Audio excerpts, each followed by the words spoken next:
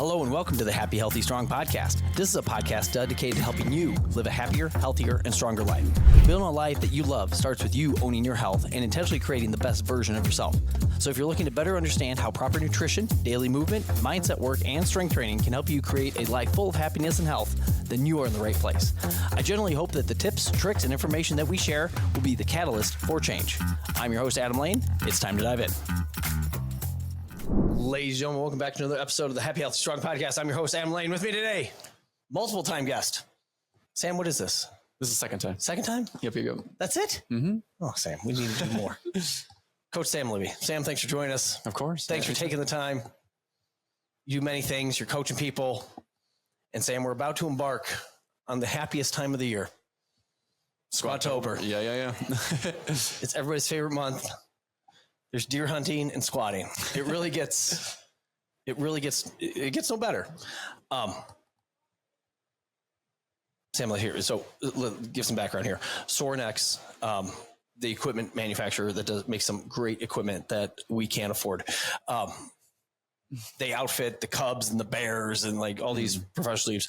I think this is 11 years ago, put together this deal called Squat Tober, where every weekday for the month of October, there's a squat plan. And the goal is to work through this program. And at the end of the month, now you take Saturdays, Sundays off, but then at the end of the month, we lift really heavy and ideally, we've gained some strength. Some lower limb strength, trunk strength, squat strength. Tell the people about our, in the way of how we are throwing it at people, looks like. We implemented it last year. There's every day there's going to be a variant of a squat. Doesn't mean it's the main lift of the day, yes. But you're squatting at least once within the workout every single day. And we had a ton of people gain a lot on their squat last year. I feel like everybody who was really tracking it and really pushing themselves to get that number up really increased their squat overall. Yeah. And some thoughts here. One is you get to focus, really focus on, hey, we're going to take time. I don't want to say the squat is the greatest lift of all time, but it's up there. I would agree. As far as compound lifts go, I think it's number one. you could, I could listen to people discuss a deadlift in there, some type of functional. Hey, now I have a little bit more of an upper body. I have to rip. I get that on the lower back. Yeah. But in the way of really taking care of the hips and knees, bone density too. Yes. Having that weight on your back. Loading. Yes. Yeah. Load bearing. Yep. It really allows you to really take time to focus. Hey, this is the month I'm going to take for this, and know that every day that you're going in. Now, we don't want people to overdo it, Sam. Right. You and I are thinking the same person in our head right now about who could possibly overdo that. I think there's a couple. So in the way of, because Oak programming for the month of Squat Tober, so I did that, not October, but of the month of Squat Tober, will be some variant. So similar to last year, not identical, but similar. Some things will be shifted around and whatnot because the days are different. So October 1st is a different day than what it was last year. If you're giving advice to people in the way of how to get through this month successfully, what do you tell them? I would say know your limits. Obviously I work with the people, so I know where their weights should be and relatively where they should be.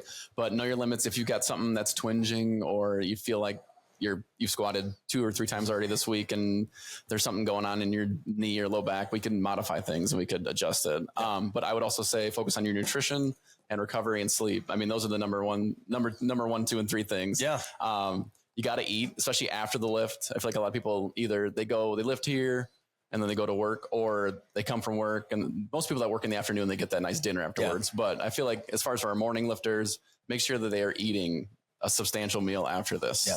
And this prioritize protein, but you got to have carbs in there for recovery. Yeah.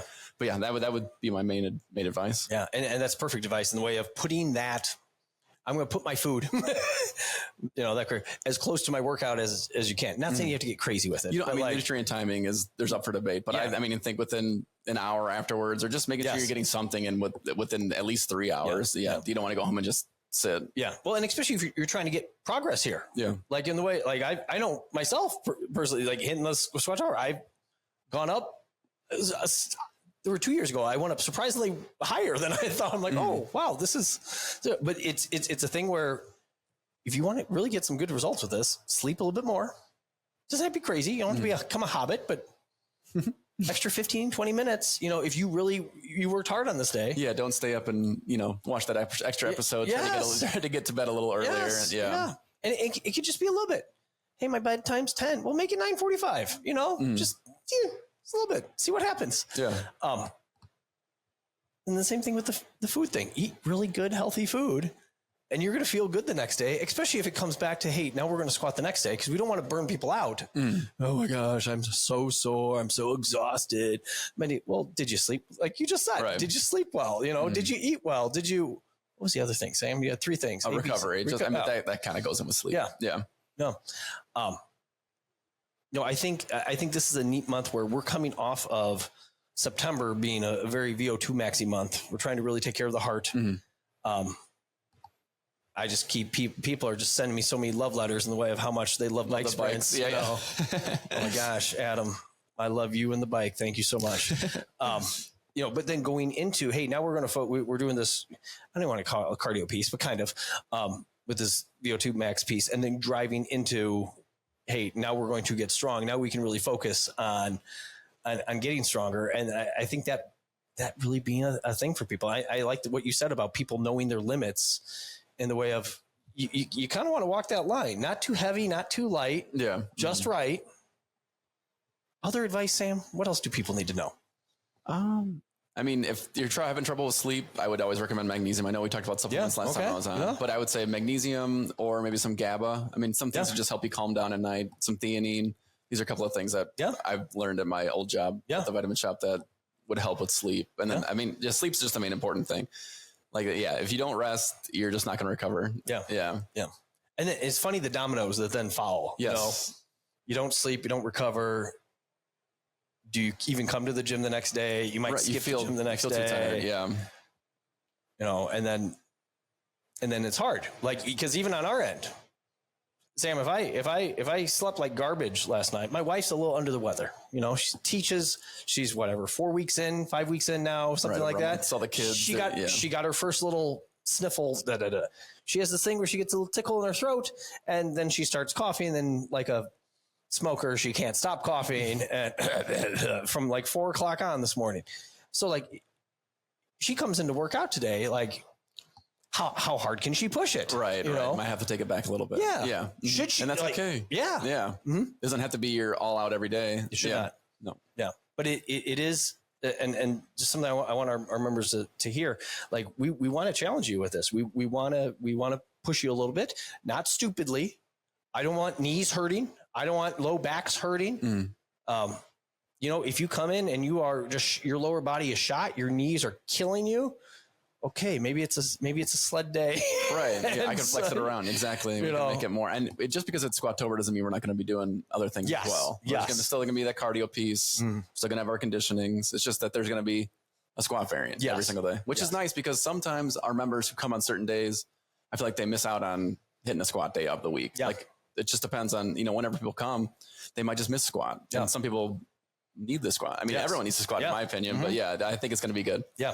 And that's honestly, that's one of the things that we struggle with the programming is, it's squat day Tuesday. Oh, but you come Monday, Wednesday, Friday. Right. Yeah.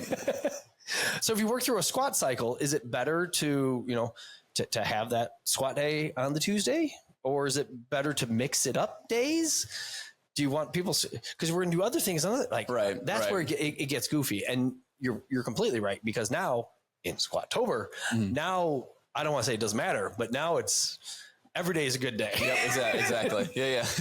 Like I said, what are we doing today, Sam? Squatting. Some sort of squat. Yeah. And it'll be good. And like you said, between a Zercher, a front, a back, single leg, all the knee bending. Yes. Well, and so if Sam, let's talk results here. If your mom's doing this, this will be her first. This will be her first. Yes.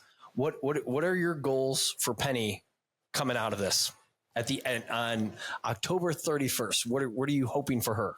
I would say make her a little bit more comfortable with getting into depth. I feel like she's got a little bit of a hip thing going on. Yeah. I mean, she plays a lot of tennis. She plays a lot of golf in her day. So she's got some rotational stuff going on.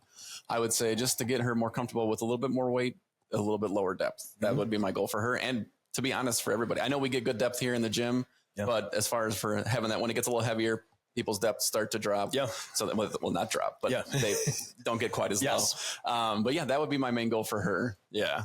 Just to get comfortable with having that bar on her back. I know she likes the safety bar. Yeah. So, I mean, that's comfortable for everybody. I'm cool with that too. Even when I squat heavy, I prefer that, to be honest. Even though I do like having the bar on my back, but there's something about just comfortable here. You just squat down, hinge. It makes it simple. Yeah.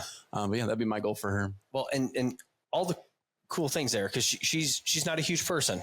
So for her to get a little bit more comfortable with the weight on the barbell, to get that depth, that range of motion that you're talking about, which gets tougher because she's 60. She's 60. Yep.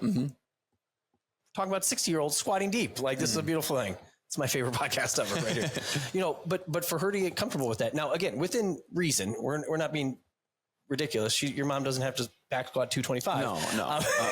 But to hold some weight, again, when you're talking about like bone density and stuff like that, and like, it's so healthy for her. So healthy. So for all of our people, but man, the cool muscle mass changes that could happen definitely through this month. Yep.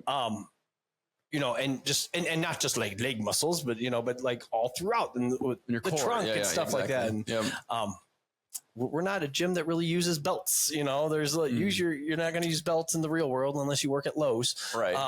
Where they love the belt over there. Holy cow, all of them. But they, I just see that being such a nice, you can't run away from it. You're going right to it. And it's coming. And our goal for you, our hope for you guys is that you take it, you treat it intelligently. You go about it in a smart manner. You rest, recover, you eat great food. You stay consistent, so if you're coming your Tuesday, Thursday, awesome. If you're coming your Monday, Tuesday, Thursday, amazing. You just stay consistent with that through that month, come in, putting great efforts into these workouts, like your results are going to happen. Yes. Yeah. And I think that don't focus on a number, focus on your relative gains relative to yourself. I feel like if people focus, I want to hit 225. It's like 225 is different for every single person in this gym. If people that are a little bit heavier, 225 is not going to be as much to them. If people are a little bit lighter, and it's just, I would say, see where you are at the start of the month, see how you progress, and that's going to lead you to some good, happy results.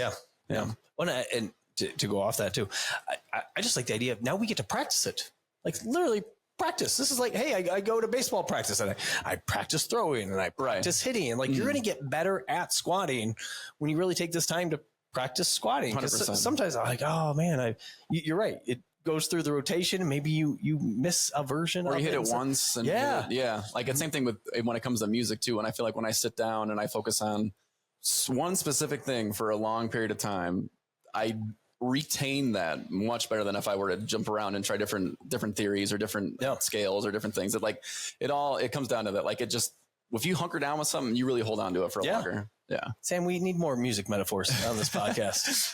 There we go. Sam, what I miss? What do you wish we would have talked about that we didn't yet? Can't think of anything really.